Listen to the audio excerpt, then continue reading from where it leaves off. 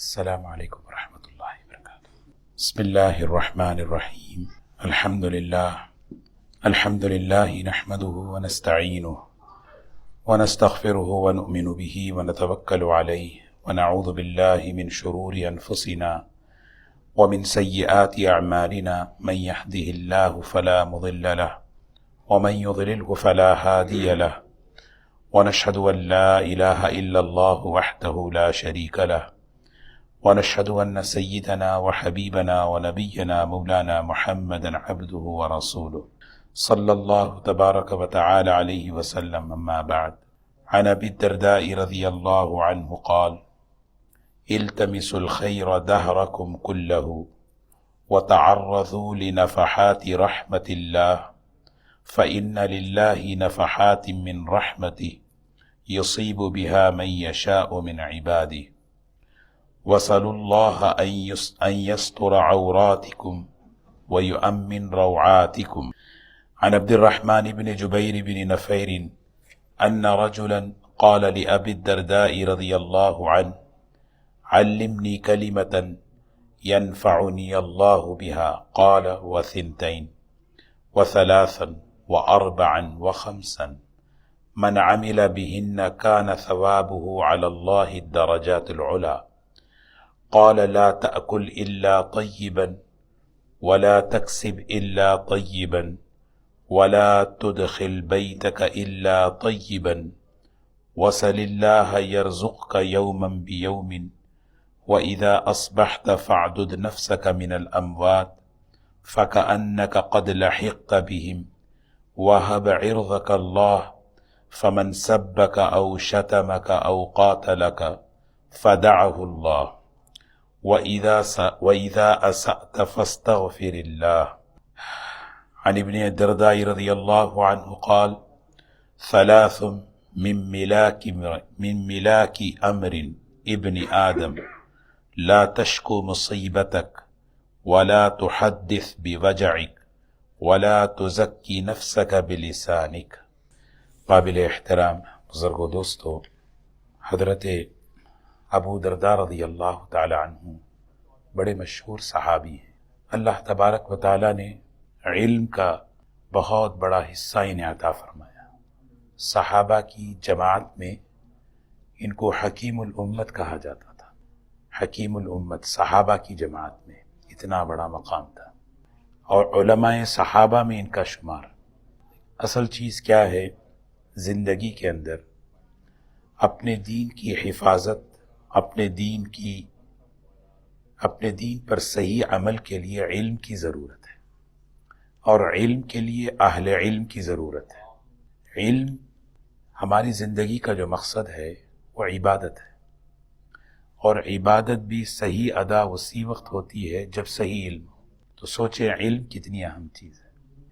ایمان سب سے بڑی نعمت ہے، اور ایمان بھی وہی معتبر ہے جو صحیح علم والا ہے۔ اللہ تبارک و تعالیٰ قرآن پاک میں ایک جگہ فرماتے ہیں: وَمَا يُؤْمِنُ أَكْثَرُهُمْ بِاللَّهِ إِلَّا وَهُمْ مُشْرِكُونَ۔ بہت سے لوگ اللہ پر ایمان رکھتے ہیں حالانکہ وہ مشرک ہیں۔ تو ایمان بھی وہی صحیح ہے جس کا علم صحیح ہو۔ اللہ کے صفات کے بارے میں، اللہ تعالیٰ کے عقیدے کے بارے میں صحیح جاننا۔ اگر علم غلط ہو جائے تو پھر آدمی کا ایمان بھی جو ہے خود کو مومن سمجھے گا، لیکن اس کا ایمان، اسی لیے جو ہے حدیثوں میں علم کے فضائل بیان کیے، علماء کے فضائل بیان کیے، تاکہ ہم صحیح علم صحیح جگہ سے حاصل کریں اور ہمارا دین صحیح ہو۔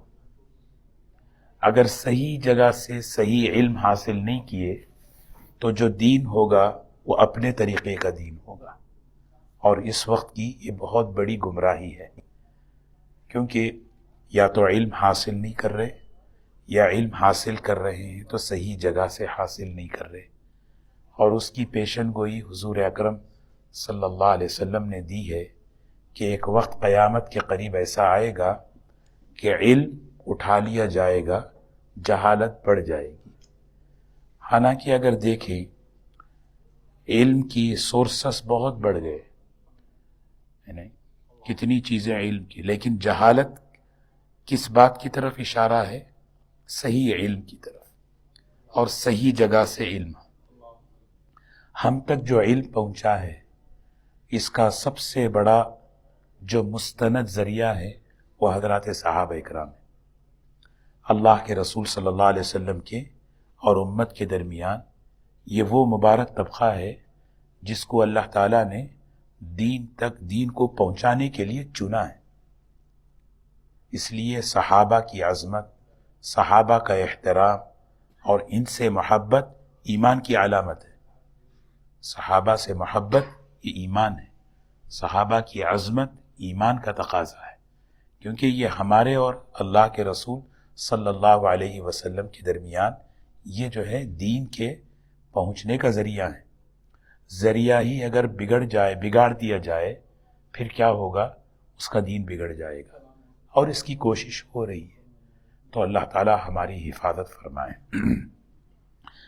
ایک صحابی ہیں حضرت ابو درداء رضی اللہ تعالیٰ عنہ، ان کی نصیحتیں سنیں، کیا بہترین نصیحتیں ہیں ہماری روزانہ کی زندگی میں عمل کے لیے۔ فرماتے ہیں کہ التمسوا الخیر دہرکم کلہ، اللہ تعالیٰ نے جو وقت تمہیں دیا ہے ان اوقات میں جو خیر کی گھڑیاں ہیں اس کو تلاش کرتے رہو، اس کو دیکھتے رہو۔ 24 گھنٹے کی زندگی میں خیر کی گھڑیاں ہیں، مغفرت کی گھڑیاں ہیں۔ تہجد کا وقت ہے، سورج نکلنے کا وقت ہے، سورج غروب ہونے کا وقت ہے، اذان اور اقامت کے درمیان کا وقت ہے۔ یہ بہت خیر کی بڑی بڑی گھڑیاں ہیں، غفلت میں مت گزارو۔ التمسوا الخیر دہرکم کلہ، اللہ تعالیٰ جو وقت تمہیں دیے ہیں، جو زندگی تمہیں دیے ہیں، اس میں بہت سی گھڑیاں خیر کی لا رہی ہیں۔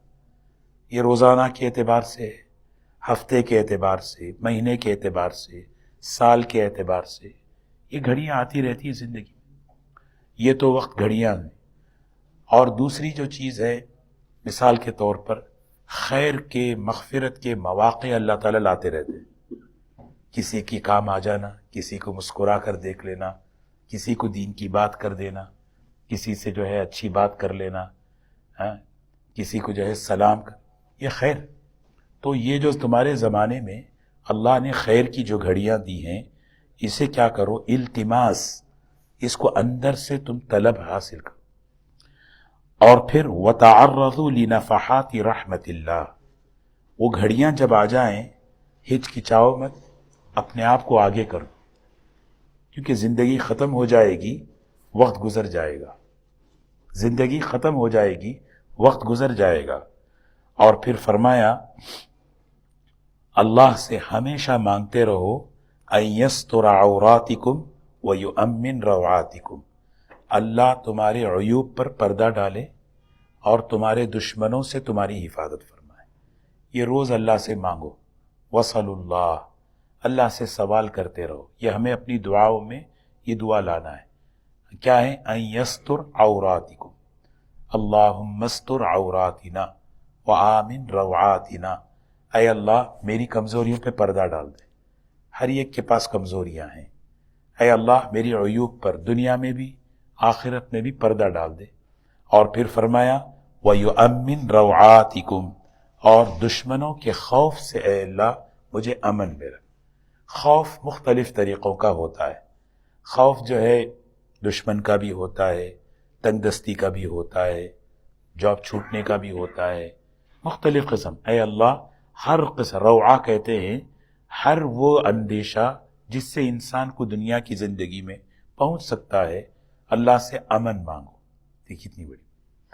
ایک شخص آئے حضرت ابو درداء رضی اللہ تعالی عنہ کے پاس اور آ کر کہنے لگے ایک نصیحت مجھے فرمائیے، ایک بات، علمنی کلمت، ایک نصیحت مجھے فرمائیے۔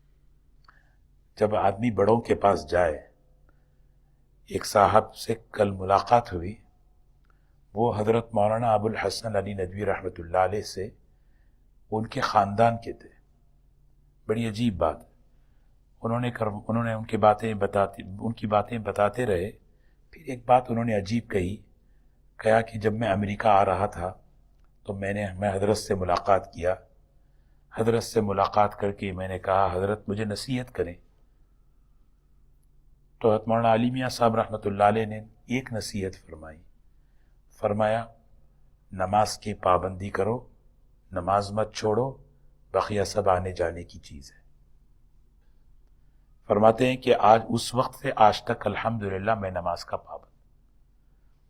تو یہ ہمارے بڑوں میں یہ چیز چلی آ رہی ہے. ہاں نماز کی چھوٹی چیز ہے نماز کی پابندی، لیکن سارے خیر ساری برکتوں کے زندگی میں آنے کا دروازہ ہے. ہاں حضور دیکھیں، بڑوں کی سوچ دیکھیں. حضور صلی اللہ علیہ وسلم نے فرمایا نا، جس نے نماز کو قائم کر لیا اس نے دین قائم کر لیا. اپنے بچوں کو نماز کا عادی بنانا، نماز کا پابند بنانا، سارے خیر کے آنے کا دروازہ، ساری برائیوں کے انشاءاللہ دھیرے دھیرے نکلنے کا ذریعہ بنے گی نماز. کیونکہ اللہ تعالیٰ قرآن میں خود کہتے ہیں نماز بے حیائی کو اور منکرات کو جو ہے روک دیتی ہے. اگر میری نماز بے حیائی سے نہیں روک رہی تو پھر مجھے اپنی نماز کا جائزہ لینا ہے. یعنی جس کو نماز میں سکون نہیں ملا وہ اپنی نماز کو دیکھے. جس کی نماز اس کو جو ہے بے حیائی سے نہیں روک رہی وہ پھر اپنی نماز کا جائزہ لے. تو یہاں جو ہے صحابی سے کہہ رہے ہیں ایک نصیحت مجھے کیجیے، اللہ مجھے نفع دے دے. تو حضرت ابو درداء رضی اللہ تعالیٰ عنہ نے فرمایا ایک نہیں، دو نہیں، تین نہیں، چار نہیں، 5 باتیں بتاتا ہوں. 5 باتیں بتائیں اور فرمایا کہ انشاءاللہ اگر تم اس پر عمل کر لو گے دنیا اور آخرت میں اللہ تمہیں بہت اونچی عزت دے گا. آخرت کے درجات علا میں دنیا کی بڑی بڑی عزتیں اللہ تمہیں دے گا. سب سے پہلے فرمایا لا تأکل طیبا ولا تکسب طیلا طیبا. لا تأکل الا طیبا، ہمیشہ حلال پاکیزہ چیز کھاؤ. ہمیشہ کیا کھاؤ؟ پاک چیز، حلال چیز، حلال لقمہ میرے پیٹ میں جائے، حلال لقمہ. ولا تکسب الا طیبا، حلال لقمہ، حلال کمائی کماؤ. کمانے کا یہاں مطلب کیا ہے؟ ایک تو کھانا ہے، دوسرا کسی کا حق حرام نہ حاصل کرو. یعنی حلال بہت ضروری. سارے انسان کے جو خیالات، جذبات، یہ سب جو ہے نا اس کا ایک بڑا حصہ ہمارے کھانے سے جڑا ہوا ہے. ہمارا کھانا جب صحیح ہوتا ہے اس کے انوار اور اثرات، اس کی برکتیں ہماری سوچ، ہمارے خیالات پر پڑتے ہیں. اور پھر تیسری بات فرمائی وَلَا تُدْخِلْ بَيْتَكَ إِلَّا طَيِّبًا، گھروں میں گندگی مت لاؤ. کتنی پیاری نصیحت ہے، گھروں میں گندگی مت لاؤ. گھر میں گندگی ہوتی کیا ہے؟ گھروں میں گندگی کیا ہے؟ یعنی مطلب یہ ہے، جیسے ایک واقعہ میں عرض کروں، اس جملے کی وضاحت ہوگی. سیدنا عثمان رضی اللہ تعالیٰ عنہ بیٹھے ہوئے ہیں، مجلس بیٹھی ہوئی ہے. ایک شخص باہر سے آئے اور انہوں نے باہر جو ہے نا اپنی آنکھوں سے غلط بد نظری کی تھی، غلط نظر دیکھ کر آئے تھے. حضرت عثمان رضی اللہ تعالیٰ عنہ بیٹھے ہوئے اور بیان کر رہے ہیں. بیان کے دوران یہ اچانک ایک جملہ انہوں نے کہا ما بال اقوام یترشحون به عین الزنا. کیا ہو گیا لوگوں کو کہ لوگ جو ہے اپنی آنکھوں سے برائی کر کے آتے ہیں اور ان کی آنکھوں سے بدکاری ٹپک رہی ہے. جس آدمی سے یہ چیز ہوئی اسی وقت اس نے کھڑے ہو کر کہا اوحی بعد رسول اللہ صلی اللہ علیہ وسلم، رسول اللہ صلی اللہ علیہ وسلم کے بعد بھی وحی اترتی ہے؟ میں تو جو ہے کیا کوئی نہیں جانتا، آپ یہاں بیٹھے ہیں، کیسے آپ نے کہہ دیا؟ تو حضرت عثمان رضی اللہ تعالیٰ عنہ نے 2 باتیں کہی. بھئی اللہ نے پردے میں ڈالا، پردہ رکھ لے. پھر جب تو نے پوچھ لیا میں ایک بات بتاؤں، اتقوا فراست المومن، مومن کی فراست سے بچو، وہ اللہ کے نور سے دیکھتا ہے. یہ ہے گندگی لانا، گھر کے اندر گندگی لانا مختلف قسم کی. آدمی باہر گناہ کر کے آئے، آدمی باہر ظلم کر کے گھر آئے، آدمی باہر جو ہے اللہ کی نافرمانی کر کے آئے، اس سے گھر کا ماحول گندا ہوتا ہے.